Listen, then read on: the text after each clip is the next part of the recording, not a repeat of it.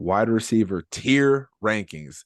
Let's talk about where we ranking some of these receivers. Go ahead. You got a All list. right. We're All gonna right. go through your list. I do have a list, but we're gonna jump back and forth for each receiver. So we'll say a receiver and then we'll go and list them. So for instance, let's start with a fun one, Calvin Ridley.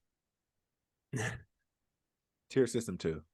Tier system 2. Oh, so you go sorry, really quick. I was going A, B, C, Oh, D, okay. and We're F. going ABC. We're going Because grade. We're going letter two grade. so Letter it's grade. Letter yeah, grade. letter It's letter grade's grade. better. I got you. Academia. Okay. All Later right. grade. All right. Letter grade that B. B. And Okay. we're not doing plus or minuses, so y'all leave that alone. Ain't no plus or minus. A, B, or C, D, F, Yeah. to all the way to Z. All right, we got. I hold on. I got him at a C. I have him at a C Oh, because I still have him up and coming where he can prove himself to get into the next echelon of the B tier. I don't see him ever being an A tier receiver, mainly because those are just spectacular receivers that you don't really come across too often. So I could see he just needs to prove it a little bit more because he's been out of the league for a little consistency. bit. Yeah. Consistent. Okay, so I know I don't take anything away from your point with consistency. I have him as a B because I think his route running was still on point. I think getting those nerves out, getting back to feeling yourself, having that shoulder bump, that confidence is starting to show itself again. I think he's in the B tier system. I would have put him in the A back when he was in Atlanta because he was their main receiver. He was their big play receiver, great hands, great route running, good speed to have those big plays we talk about. I think he's getting back to there. I think staying in shape is different when you can work out and you be like, I'm 180 pounds, 4% body fat, all great. That's all good. That's all aesthetics. But when you got to play the game, you got to take those hits. That's what he was lacking. And I think getting back into it, and we talk about this all the time, practices are different. Players aren't taking as many hits. Same thing in basketball. Guys aren't going as hard in practice. They're still getting the shots up, but they're not putting their body through that kind of conditioning to be able to play a game like that. I think he's working his way back up there. But I agree with you about he's not there yet. You haven't seen the best version yet. And his probably sports betting advice is an A. So there it is. There it is. I knew something else had to come up with Calvin Ridley. I'm like, he can't be the first without something coming up. You just mad because he could do it better than you. Probably. And he can make sure it happens. Probably. Actually, I'm doing pretty well. I think I would say about 70% of my bets always are successful. I bet you 100% of his jag bets will go through. Yeah, I'll have to hit him up. All right, go ahead, Herb. Next one. The next one. Okay. The next one for me would have to be Davante Adams. Okay, Davante Adams, I have at a B. Same. I have him at as a B. Nothing against him. I just, what it did it for me? It's because I was a Bears fan and I've always watched him on the Packers. And every year when he was a Packers, he always had these really high expectations. Now he had some great years, but not what I would have thought he would have hit. And they always had these, like, he was supposed to be the next greatest wide receiver, and he just never was, in my opinion. And then he goes to Raiders, and to be fair to him, he doesn't have the best QB thrown to him all the time either, which I think does do not justice to his statistic numbers, but even Randy Moss was a Raider too, and he pulled down some great numbers. No, he didn't. We saw a dead shell of Randy Moss. Dead shell. When he went to the Patriots, I said, where was this Randy at? It was the same Randy. It was just, I'll say it, it's where he's at. It's with the Raiders. The Raider team that I support, unfortunately, is a place for wide receivers to go and die. Just dead. Look at his eyes, Cam. Look at his eyes when he's playing. There's no passion in there. It's hard. No fire. It's hard to get in my A tier. Let's just put it that way. You're getting that in my A tier is like really hard, but he is for me. It's B tier. He's the B tier for me too, and I'm just saying it's where he's at. I feel like if he could get out of here this season and go somewhere, if he went to like the Chiefs, oh my God! If you see him go somewhere where they go back to Aaron Rodgers with the Jets, him and Garrett Wilson gonna have to take a back seat because Davante finna turn up. He back in full throws. He back in the A category, but he just looks so dead in the eyes and spirit with the Raiders. All right. Go ahead. You next. All right. Let's see. Let's go. Mike Evans. B. I have him as He's B as he's well. he's he's sinking to C's though for me. Ooh, wow. I don't have him doing that. He's I sinking, and it's not because Mike ain't good. It's just where Mike game is starting to transition. Them ankle injuries, them knee injuries, those calf injuries starting to catch up. He got a lot of push offs. He's starting to push off way more than what he need to. If you really were a ref and you really reffing with Mike, he ain't getting that kind of breakaway. Mike's starting to lose it. And I don't mean it in a okay, yeah. disrespectful manner. And I always think he still should get paid for the work he put in with the Bucks. They should honor him and put him in the ring of honor. They should pay him, let him finish his career there because I don't think he's got much longer. But I want you to look at Mike Evans when you do watch the Tampa Bay Bucks play. It's a lot more hand fighting than what it should be, and it's a lot more pushing off just to get enough separation to make a contested catch. So he's a B right now, but he's sinking into the C system for me, or C tier system. I think I understand what you're saying. As you get older, you kind of do end up sinking You down lose in a there. step, yeah. You're losing a step, but he's all those good catches that we've seen him have. You're like, oh, Mike still got it. When I'm looking at him, like, damn, he like too harmed. Oh boy, Big he body. gave him like an extent. Yeah, but I mean, he gave Big him body. big extension. It wasn't Yeah. like a little nudge, and I'm like he like get off me, bench press. You club. I have him in B tier. Okay. I understand you sinking him C. I'm going over my analyst was overall career. He's always been 1,000-yard receiver, no matter who's throwing Yeah. to him. Always, Yeah. every single season, he's have 1,000-yard receiver. I can't take anything away from him on there. It's nothing that like I can't give him A because A for me is like, wow, you come out there and you have a huge impact no matter what. And he just doesn't do that for me. He's also a little bit, maybe that's personality too. He's kind of a little bit soft spoken, unless you have that Saints corner out there. But otherwise, Marcus Latimer him stay getting into it. Woo! That's a but good. Now I love when they play because that's a good fight right there. yeah, That's a division game. I gotta see. Don't pan the camera off these two. Keep it right here. but Keep it yeah, right here. I have him as like his overall career like a B plus, almost an A, but B Oh, plus. if we talking overall Yeah, career, I'll stay yeah, with that. But like, if you say, "Hey, Irv, where you got him right now?" yeah. B. Right Where now, you think he's gonna B. stay? He's Yeah, gonna sink into the C category. yeah. That I get with that. All All right. right, my turn. Yep. Cooper Cup. B. Okay.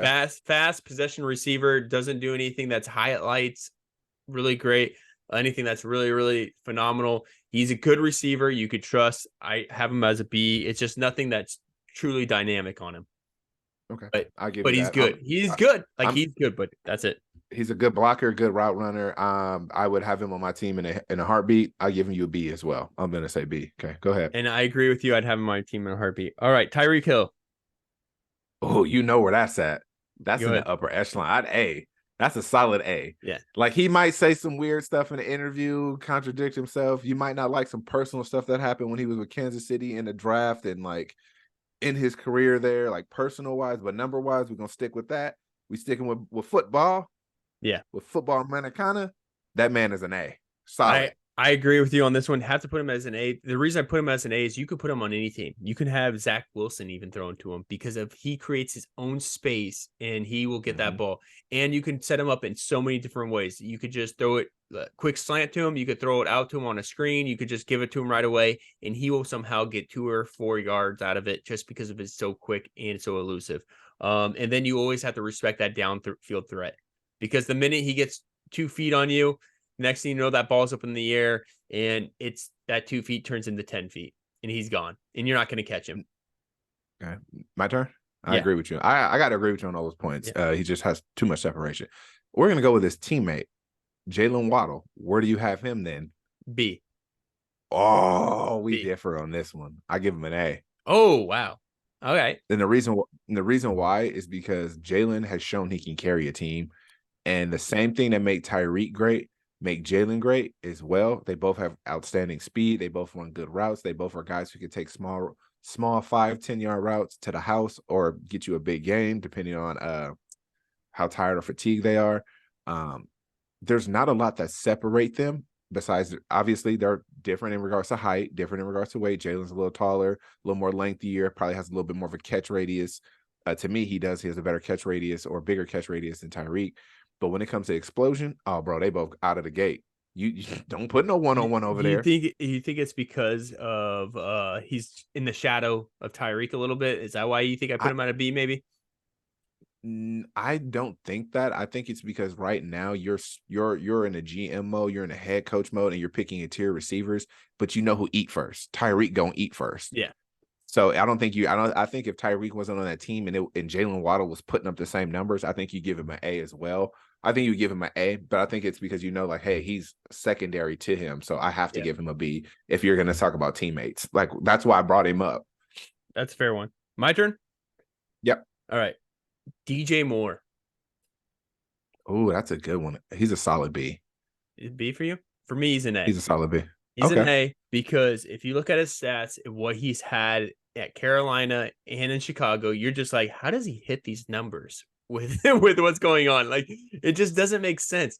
I knew, like, when we got him from Carolina and they got a first round pick and him, I was like, wow, we just stole. We stole. And if you look at his stats this year, with what's been going on, he's already over 1,000 yards. He's Mhm. think about that with a backup quarterback. Your starting quarterback hasn't been that great, hasn't been throwing that well, but when he does throw, he's looking for you automatically, and he has over 1,000 yards already. Yep. I mean, he's got to be an A. He's pretty dynamic. He's pretty explosive, and it's one of those where you're looking for him. So DJ Moore is an A for me. Solid B for me.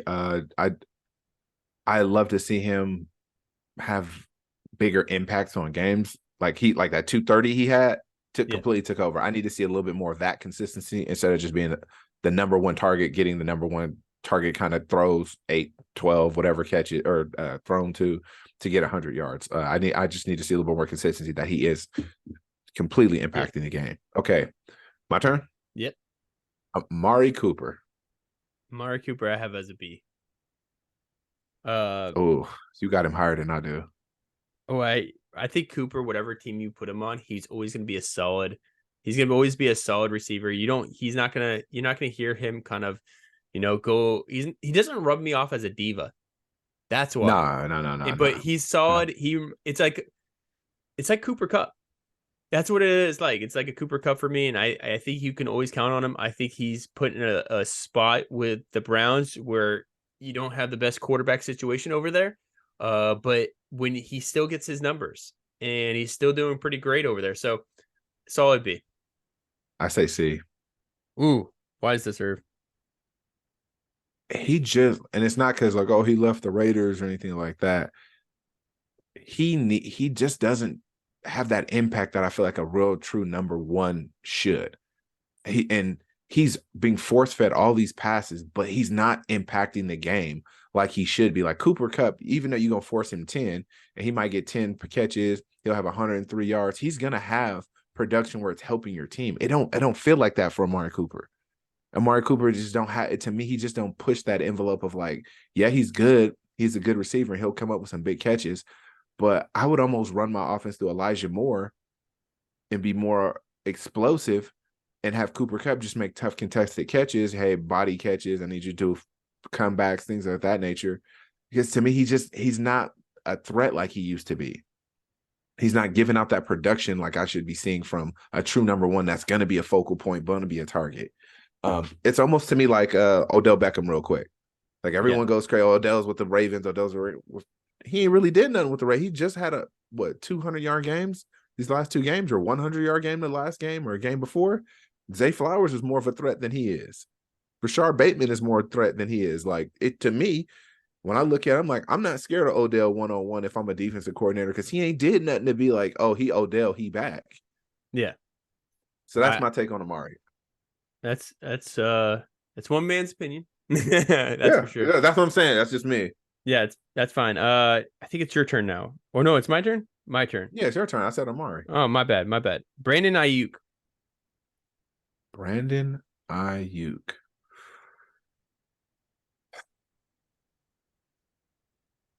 B. Irv's thinking B. I think we both agree. I have him as a B too. It's the system he's in. For me, it's the system he's in, and you also have Deebo Samuel over there. I think what puts him up to an A eventually, if it does happen, is if if he becomes the true number one, but also B is if I want to see what he's like on another team, in a different system. And I don't hope that happens in his career because I like him with San Francisco, but I just can't put him up to A where it's like, yep, you're gonna take over this game. Like we know the ball's going to you. So that's my opinion why I put him there. I think he's perfect for that system, and I think he's a different, completely different. He's a sleekier receiver in regards to like slashing, a good route runner. But he's that guy who, like you talk about slashers in games, Yeah. like in basketball, like he slashes the cup, slashes backdoor cuts, that kind of stuff. That's what he reminds me of. Like he'll take a catch and he just gets skinny and he'll get a first down out of nowhere, or he'll take it, or he'll be able to make his defender miss it and gain a bunch of yards. And I think because of all the focus on Debo, all the focus on, well, really Christian McCaffrey, Debo, and George Kittle, you have to honor Brandon Ayuk with one-on-one coverage, and he's taking full advantage of it. And he's having a great year this year. And I think when you look, too. And Debo's been in and out of the lineup, but on the same token, we just saw George Kittle's, and I told you, I think it was the Cowboys or another game when they played, like Debo or George Kittle's was going to go off because you just don't hear a lot from them because defenses are collapsing on them. So Brandon has to beat you. They're saying Brandon Ayuk beat us, and he's been beating them. Yeah. Well, Christian McCaffrey been whooping everybody, but Brandon throwing salt in the wound. He's throwing salt in the wound. All right, your turn. All right. So we're gonna go a little bit. KJ Osborne, Minnesota Vikings. Oh, see. Okay. See, I haven't seen enough of him. He's still got a young career, but he's even third string there. I think Addison's above him. He's starting now because of the injury to Justin Jefferson. He was starting before Addison. Yeah. Addison was actually the slot, but I will agree with you. Addison has taken over as the primary number one. They're focusing more on getting Addison the ball more than KJ Osborne. Okay, your turn. Yeah. I think we all can agree with this one. Can we just say JJ or Justin Jefferson's an A? We pretty much agree with Yeah. I don't know what get that out of here. Get that out of here. Some other controversy ones maybe we'll have because let's just do two each left or one each left. I'm not sure how much time we have. One each. Let's just go one. Dang, I have two, but let's go AJ Brown. Oh, give me your two because I can take your two. That's fine. AJ Brown, and then we'll go a healthy Keegan Allen. First of all, AJ Brown is an A, and I need you. What is the Tennessee Titans to understand? That was dumb. That was solid dumb. Dumb. Duty dumb. Dumb, diddy dumb. And when they signed him and gave him the $100 million, everybody was like, oh, Titans didn't want to offer him. Titans don't think y'all. And then AJ just been cooking, just been in the kitchen, whipping up all type of snacks and lunches and handing them out to folks, NFL wise. And then you went and got the same receiver in the draft, Trey Burke. And I'm like, I don't get what y'all was doing. You should have just paid the vet who's already proven. So yeah, AJ's an A. What about you? Oh, A for every reason you said A. And then the last one I put also was Keegan Allen, a healthy Keegan Allen. Keenan Allen. Yeah, Keegan. I'm sorry. I was like Keegan Allen. I was like, sorry, my bad. Allen. A healthy, because he's been healthy, not healthy. So, yeah, I have him as an A as well. That route running is just too much. That stop and go just too much. When him and Mike Williams. No. When him and kind of Mike Evans had the similar game. Mike Evans is a little bit bigger, but they kind of have similar game when Mike Evans was, when he was able to get separation. But Allen's stats over the years, I mean, when he's healthy, it's phenomenal. When he's healthy, that's the problem. To me, they're completely different receivers. And the reason why is Mike is big, physical, gonna beat you up. Keenan Allen is not trying to he's finesse, but the route, bro.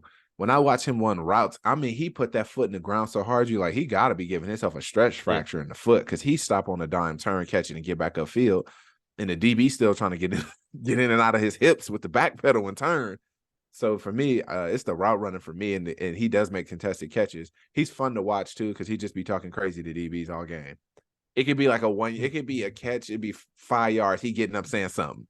I'm like, it ain't nothing to say. Like, you only got 5 yards, but he getting up, helmet all up here.